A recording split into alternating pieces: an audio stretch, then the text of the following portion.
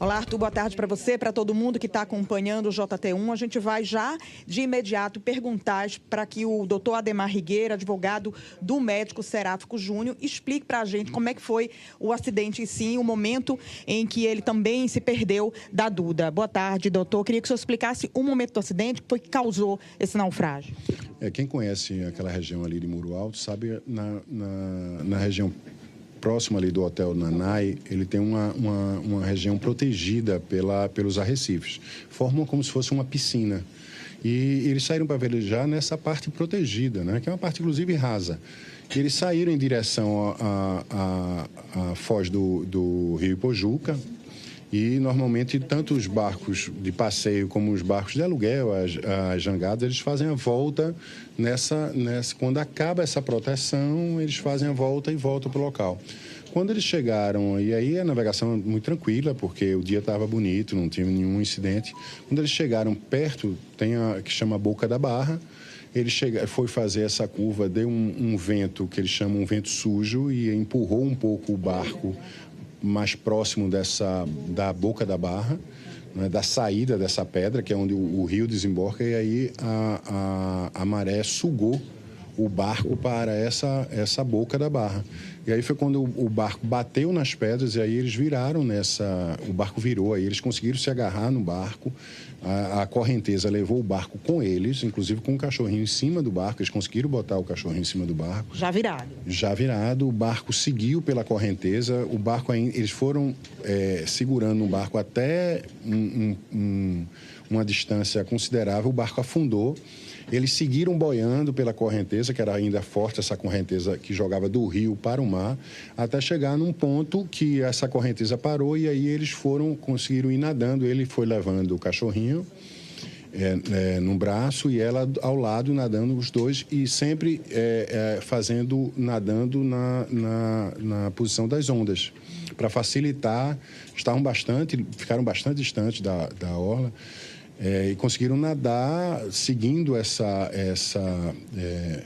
corrente das ondas. Inicialmente, eles queriam chegar ali no início, onde tem as tancagens do Porto Suape, que ele acreditava ser uma área de desembarque melhor. Mas a maré levou ele já para as pedras ali do porto, né? O dique do porto, né? A partir de fora do dique do porto, onde o mar bate bastante nas pedras. E eles chegaram os dois, ela chegou bem, ela chegou conversando com ele, né? Ele chegou, inclusive, orientando ela como subiria nessas pedras, falou que o mar poderia jogar eles na pedra, que poderia sugar e jogar novamente, e orientou como fazer da melhor forma.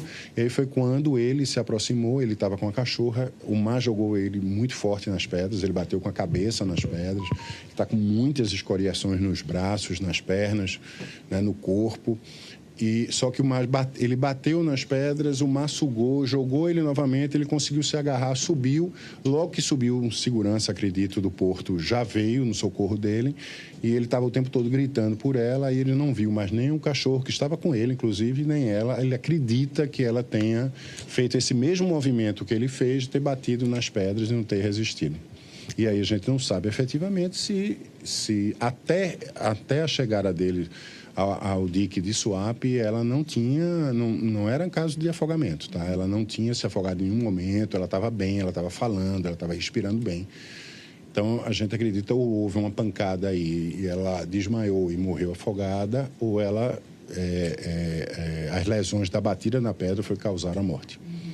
Doutor, o médico, seu cliente, ele tinha habilitação para navegar esse tipo de embarcação? É necessário para navegar essa embarcação, ter habilitação e a embarcação, ele tinha colete salva-vidas? Não, ele não tinha habilitação, mas também não é exigível desse tipo, exigido para guiar esse tipo de embarcação, é que eles chamam barco a vela miúdo, é um barco de, no máximo, 2 pessoas, e não é exigível em áreas protegidas, que era a situação que ele estava, tá?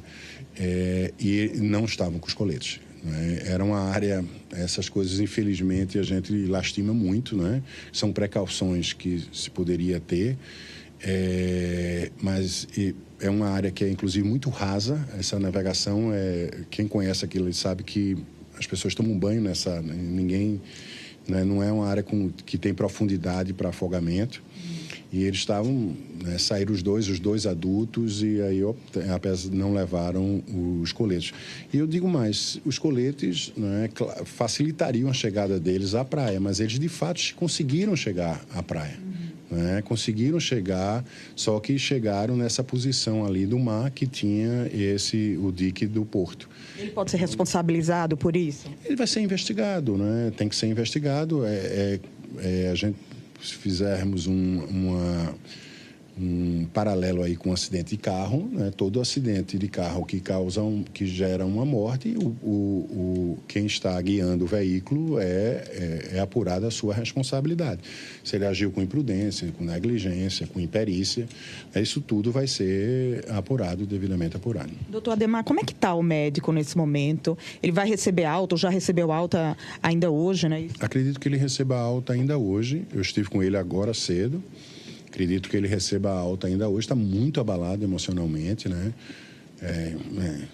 Não era para menos, extremamente fragilizado na situação de perder a futura esposa no dia que pede a esposa em casamento, né? No dia do acidente, ele tinha pedido a esposa, a namorada em casamento. Eles iam casar, programaram o casamento. Ela faz um vídeo para a mãe, inclusive, no barco, relatando isso, da felicidade dela. E nesse dia acontece essa fatalidade, esse acidente. Assim, ele está extremamente abalado, né? Mas assim, está sendo muito acolhido pelos amigos, está sendo acolhido pela família dele e pela família dela. Como é que o senhor vê essa investigação policial a respeito desse acidente? Com bastante naturalidade, né?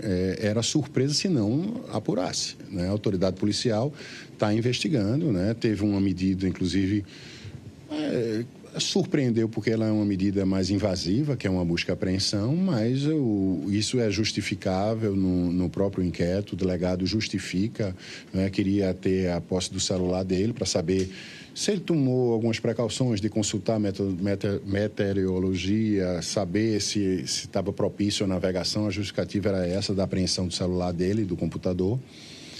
Mas, assim, a gente vê com muita naturalidade, tem que se investigar realmente, né? A surpresa é se o delegado não estivesse agindo para apurar, né? É um caso de muita repercussão, claro, um casal jovem, né? Uma menina jovem que veio a óbito e precisa ser apurado, de fato. Ele já está disposto, então, se ele for intimado, ele está pronto já para ser ouvido pela polícia? Claro. O intuito nosso é colaborar, tá? O que a gente puder colaborar com a autoridade policial, o que nós pudermos colaborar com a investigação, ele vai fazer, e ele está disposto a isso. Ele também já conseguiu se encontrar com a família da Maria Eduarda, explicar como ele explicou para o senhor o que aconteceu? Já. Ele me relatou que a mãe dela já foi visitá-la, inclusive, no hospital. Ok, então quais são os próximos passos, então, por parte da defesa dele? Agora nós já entramos em contato com o delegado, já colocamos ele à disposição para ser ouvido. Vamos aguardar o delegado marcar a ouvida para que ele vá e preste seu depoimento. Ok, então, muito obrigada, doutor. Eu volto contigo no estúdio, Arthur.